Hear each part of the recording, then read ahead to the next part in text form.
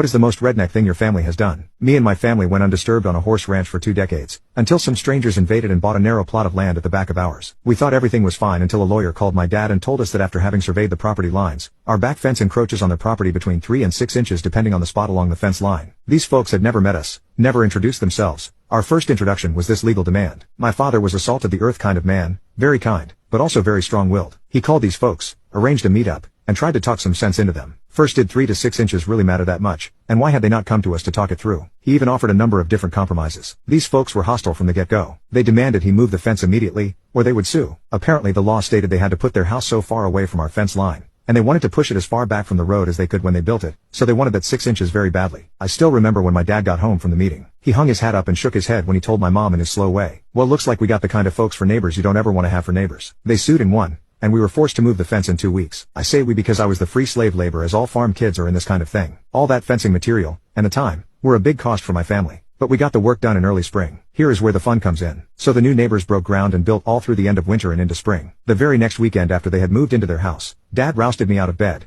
and we took the big truck into town to the lumber yard. I was extremely puzzled as we loaded up a bunch of fencing material and building supplies. We didn't have any big projects going that I knew about, and I kept asking him what it was for, but he just told me to wait and see with a devilish smile on his face.